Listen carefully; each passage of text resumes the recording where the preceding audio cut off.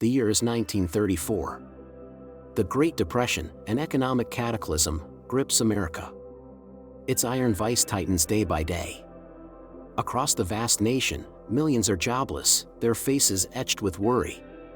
Factories, once roaring engines of industry, now stand eerily silent. Their darkened windows mirror the pervasive gloom. A palpable despair hangs in the air, a stark contrast to the optimistic spirit that once defined the American dream.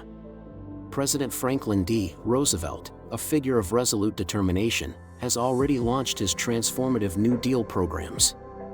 He strives to lift the nation from its economic abyss, to rekindle a flickering flame of hope in citizens' hearts. Among these bold initiatives stands the Tennessee Valley Authority, TVA. This groundbreaking federal corporation took on an audacious mission to bring electricity, vital flood control, and desperately needed economic development to one of the country's most impoverished regions, a sprawling land untouched by modern progress. It was a daring social experiment. A potent blend of visionary government planning and practical, on-the-ground infrastructure development, meticulously executed by dedicated public servants. Against all odds, it proved an undeniable triumph. But what if this success, this beacon of progress in a single valley, wasn't merely a regional victory? What if its transformative power echoed far beyond the Appalachian foothills, becoming the foundational blueprint for the entire nation? Envision a dramatically altered landscape. Instead of powerful private corporations dominating American utilities, their financial interests often clashing with public welfare, the TVA model expands nationwide. This isn't just a policy adjustment, it's a complete reimagining of American society. It reshapes its economic backbone and the very relationship between citizens and their government. A colossal leap into an entirely new reality. Today, we explore a truly radical shift, a historical pivot point. What if the USA adopted a nationwide public utility system? Our divergence begins in 1935. The TVA is already demonstrating compelling successes, both economic revitalization and significant social advancement. President Roosevelt, known for his willingness to innovate and challenge entrenched interests, feels deeply emboldened by the TVA's early impact. It rapidly created jobs and brought unprecedented electrification to rural areas previously living in the dark ages. Now, he conceives a far grander vision, one stretching across every state, touching every community. He proposes establishing regional public utilities across the United States. This sweeping plan involves the federal government, acting through potent new entities akin to the TVA, systematically acquiring and managing electricity generation and distribution. The scope extends beyond power. It could include vital water supply and distribution, transforming antiquated municipal systems. It might even enter the burgeoning realm of basic communication services, wresting control from private companies often operating with little oversight and charging exorbitant prices. The central argument for this monumental shift, resonating with a nation reeling from economic collapse, is strikingly simple yet utterly revolutionary. Access to essential services is a public right. It's a basic necessity for all citizens, a baseline for a dignified and productive life. It is not a mere profit motive to be exploited by a select few. This would be a declaration that modern life's essentials are a collective responsibility, not a luxury commodity. Such a policy would unleash a sweeping wave of transformation, rushing across the continent. Electricity, though a spreading marvel, was unevenly distributed and often prohibitively expensive. Now, it becomes universally accessible, reaching every citizen, home, and business. Crucially, it comes far cheaper than any private service, driven by public good over corporate margins. Imagine it illuminating every corner of the nation, from bustling urban centers to the loneliest, most remote farms and hamlets. This change arrives decades earlier than in our timeline. Comprehensive rural electrification would utterly revolutionize daily life for tens of millions of Americans previously left behind by technological progress. Picture a farmer's family during the Depression, perhaps still relying on dim candles or hazardous kerosene lamps. In this alternate world, they read by bright, steady electric light. Their children study with newfound ease, unlocking educational opportunities previously unimaginable.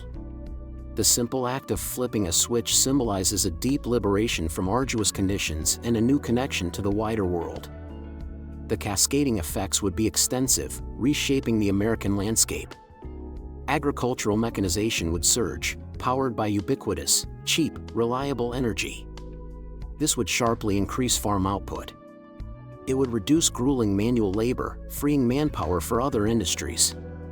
Living standards across the agrarian heartland would rise significantly.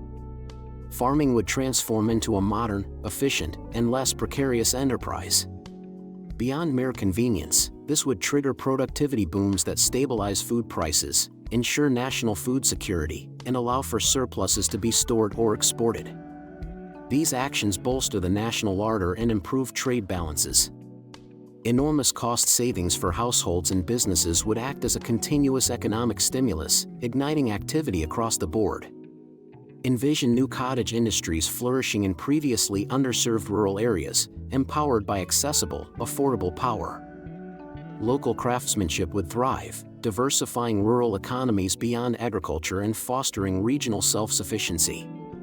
Every home, regardless of income or geographical location, could operate refrigeration, a public health revolution. This would dramatically impact food preservation, reduce spoilage, and combat foodborne illnesses nationwide. Countless lives would be saved, and overall public health and nutrition would improve. Cities, too, would benefit immensely, expanding in an orderly, efficient fashion. Their growth would no longer be hampered by inconsistent or expensive power infrastructure, leading to improved urban planning, more efficient public services, and a higher quality of life. Small towns, often struggling or fading in our history due to lack of investment, could now experience a renaissance. They would attract new residents and businesses thanks to reliable access to vital resources, fostering local resilience and creating vibrant community hubs. The daily grind for millions would ease, allowing for more leisure time and better educational opportunities. A general uplift in well-being would touch all. Homes would be brighter, safer, and infinitely more connected, vastly reducing isolation in remote rural areas. This would foster a strong sense of national unity and shared progress. It's a rewiring, not just of the power grid, but of the very fabric of American society, creating a more interconnected and equitable nation, laying a new foundation for the 20th century. America's economic landscape would be radically reshaped. This vast public undertaking would redefine its contours. The powerful, entrenched private utility monopolies, which in our history wielded immense influence over pricing, access, and politics, prioritizing shareholder returns, would be systematically dismantled or absorbed into these new public entities. This would be more than a mere change in ownership. It would unleash substantial capital previously locked in private profits or endless private infrastructure reinvestment. This liberated capital could then be strategically redirected by the government into other burgeoning economic sectors. Alternatively, if managed differently, it could spark entirely new patterns of private investment. This would foster different types of innovation and growth in areas deemed strategically important for national development, such as advanced manufacturing or nascent research fields. This capital redirection would alter the very DNA of American finance. The federal government would emerge as an unprecedented employer, meticulously overseeing this expansive, complex public infrastructure. This would mean a significantly larger, more stable public sector workforce. Millions would find secure civil service jobs. This serves as a crucial safety net during immense economic insecurity, offering a pathway to the middle class for many. This expanded public sector would also drastically alter how economic downturns are managed. Direct governmental control over service pricing, coupled with the unparalleled ability to rapidly create jobs through large-scale infrastructure projects, building new power plants, water treatment facilities, or communication lines, would give the nation potent new counter-cyclical tools for economic stabilization and recovery. These go far beyond traditional fiscal or monetary adjustments. Without the private profit motive, the government could focus on long-term, strategic investments in foundational research and development. Such endeavors might otherwise be deemed too risky or unprofitable by the private market, which often demands quicker returns. This could spark genuinely new, foundational industries, far beyond incremental improvements. It might also accelerate research in nascent fields, even those lacking immediate commercial appeal, but holding immense long-term promise for the nation's future. Think advanced materials science or environmental remediation. Furthermore, shifting substantial profits from a few private monopolists to a larger pool of public employees and consumers enjoying cheaper, reliable services could significantly reduce economic inequality. This fosters a more stable, resilient economy, less prone to the extreme boom and bust cycles that plague the nation. This newfound economic stability could encourage robust domestic investment and reduce reliance on volatile foreign capital, bolstering national sovereignty and economic independence. The government, no longer just a regulator, would become the primary engine of infrastructural progress, social equity, and economic stability, fundamentally altering American capitalism's very nature. This might even lead to new forms of economic measurement, where public welfare and equitable access gain prominence over raw GDP growth or corporate earnings, reflecting a true shift in national priorities. However, make no mistake, this isn't a simple, frictionless, utopian vision. The path to a nationwide public utility system would be fraught with intense, bitter political opposition. Powerful private utility companies, deeply embedded industrial lobbies, and staunch advocates of free enterprise would fight relentlessly. They would deploy every legal, financial, and rhetorical weapon. They would instantly frame it as socialism, tyranny, and unprecedented government overreach, a dangerous, un-American step towards communism, threatening individual liberty and private property. Debates in Congress, the press, and across dinner tables would be ferocious, dividing the nation even more sharply than existing New Deal policies. This ideological clash could dramatically alter subsequent election outcomes for decades. It could create different political lineages, foster new alliances, and perhaps even fracture traditional party lines. Critics would thunder warnings about bureaucratic inefficiency, the stifling of innovation from a lack of competition and market incentives, and the inherent dangers of consolidating too much power in Washington, D.C. They'd argue such centralization inevitably leads to corruption, stagnation, and unresponsiveness to local needs. Could a large, centralized bureaucracy indeed slow the adoption of cutting-edge new technologies in energy generation or communication? This is a very real possibility, a valid concern demanding robust oversight and accountability structures to prevent stagnation. Private company lobbyists would pour millions, even billions, into sophisticated public relations campaigns, using every available medium, radio, newspapers, public speeches, even early forms of propaganda. They would seek to convince the populace of government monopolies' grave dangers and the private sector's inherent superiority in delivering innovation and efficiency. This might even lead to new political parties, singularly focused on opposing sweeping state control, or conversely, parties advocating for even more nationalization. The struggle transcends economics, it's a core clash of American ideologies, shaping the nation's very soul and future. It would undoubtedly test the limits of executive power, the resilience of democratic institutions, and the very definition of American liberty under immense, sustained pressure from both proponents and opponents. Public trust in government would either soar as services improved, or plummet if the system faltered, depending on its actual performance and the effectiveness of competing political rhetoric. This constant ideological tension and the ongoing battle for public perception would define this alternate America. Culturally, this would be a distinctly different America. Its values would be subtly but deeply reshaped by public services' pervasive influence and a renewed emphasis on collective well-being. The cherished narrative of rugged individualism and free market capitalism, deeply woven into the American identity, might be reinterpreted. It could yield to a stronger, more pervasive emphasis on the common good and public provision. This would foster a greater sense of shared responsibility, civic duty, and community. Instead of celebrating the vast wealth generated by private industry titans and their singular achievements, greater focus might fall on the immense benefits of shared resources and national progress achieved through collaboration. Perhaps the iconic do-it-yourself ethos, central to American self-reliance, would evolve into a more community-oriented create-together mentality, emphasizing cooperation, collective problem-solving, and large-scale public works.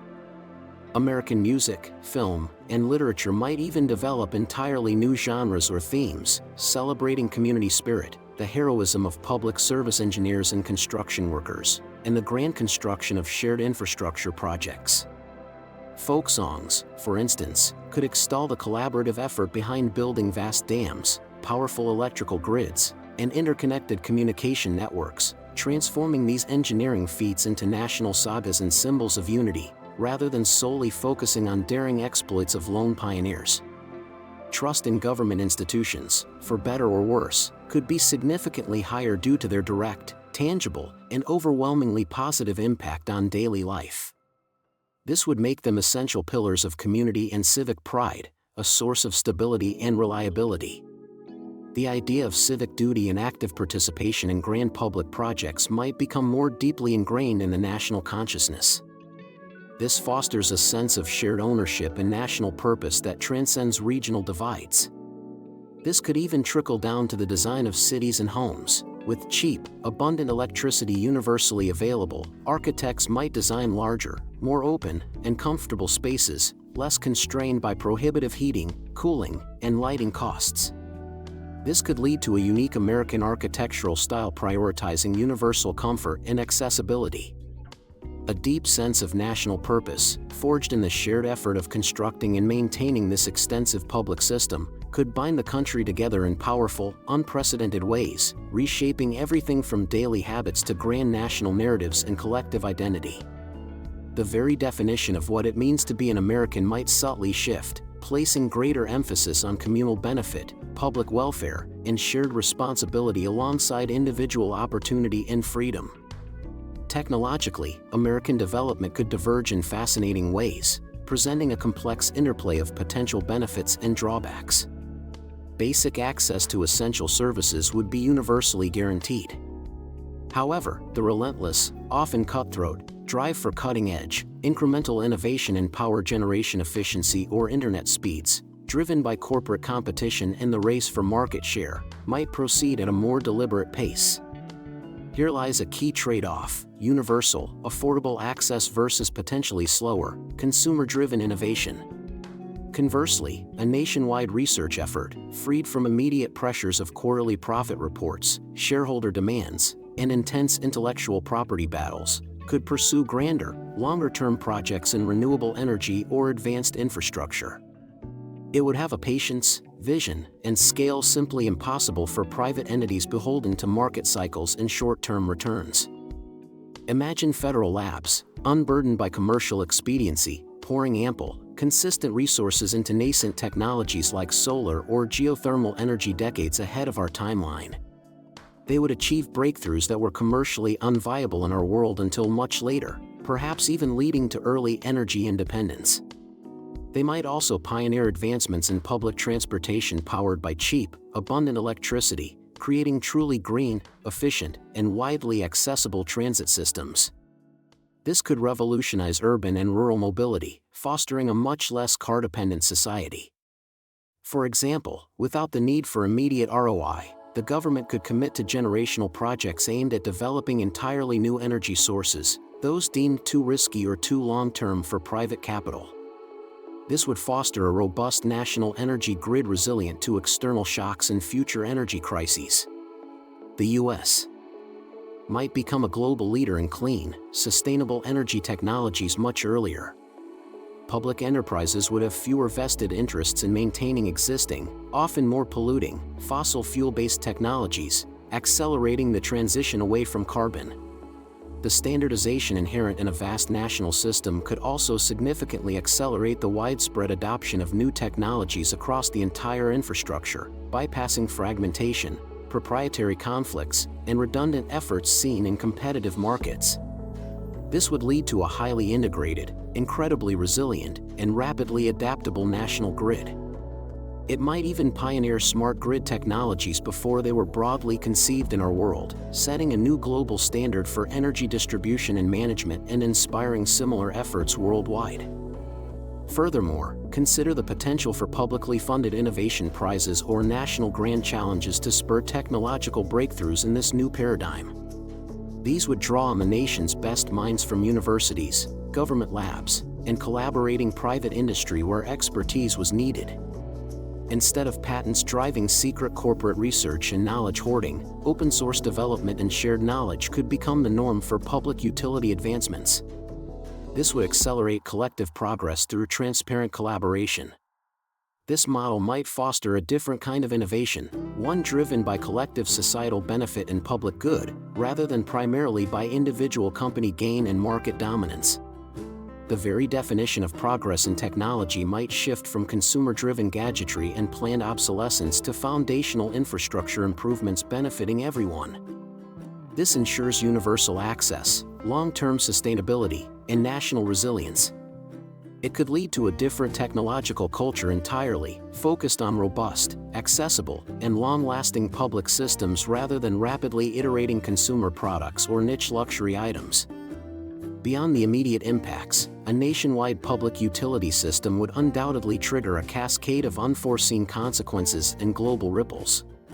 Domestically, the sheer scale of federal employment would be staggering, creating a powerful civil service class with significant political influence. This might lead to a more robust, stable middle class, with widespread job security and benefits. But it also raises legitimate concerns about potential cronyism, political patronage, or the stifling of individual entrepreneurial spirit within a highly centralized system. The federal government's budgeting priorities would shift. Large-scale, ongoing allocations for infrastructure maintenance, upgrades, and research would become central to the national budget. This could reduce funding for other areas like defense or social programs, or necessitate significantly higher taxes. It could also dramatically alter labor relations, as powerful public sector unions might emerge, negotiating directly with the government nationally, creating new dynamics of power and influence. Internationally, if the United States, the traditional bastion of free market capitalism, successfully implemented such a broad public utility model, it would send shockwaves across the globe. It would challenge deeply held economic doctrines. It could serve as a potent counter-narrative to the prevailing free market ideology, especially as the world moved towards the Cold War.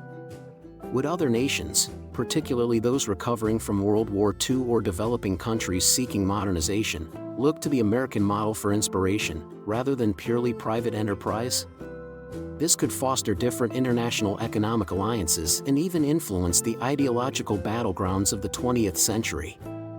It might lead to a more social democratic global landscape where basic services are universally prioritized. The US might be seen not just as a military power, but as a groundbreaking model of public infrastructure and social welfare. This could impact everything from global trade agreements to the spread of certain political ideologies, potentially creating a world where essential services are viewed as a global human right, rather than a commodity. The sheer efficiency and low cost of American utilities might also give its industries an unexpected competitive advantage. They could produce goods more cheaply due to significantly lower input costs for energy and water. This could alter global manufacturing and trade patterns, challenging the economic dominance of other industrial powers. Such a US could lead international efforts on climate change and sustainable development far earlier, having built the foundation at home. In this alternate history, the United States, facing its greatest economic crisis, makes a defining choice. It's a path of radical public ownership for its core services. This decision reverberates through every fiber of its being. It's a world where the colossal power grid, the vital water supply, and perhaps even early forms of communication are seen not as opportunities for corporate profit or private wealth accumulation, but as basic human rights, managed collectively for the common good. This approach would undoubtedly strengthen the federal government, granting it unprecedented control and influence over citizens' daily lives. While ensuring unparalleled stability and equality in service provision for everyone, it would simultaneously ignite constant, fervent debates about the precise limits of state power, the potential for bureaucratic bloat, and the enduring importance of individual liberties in a society where so much is centrally managed.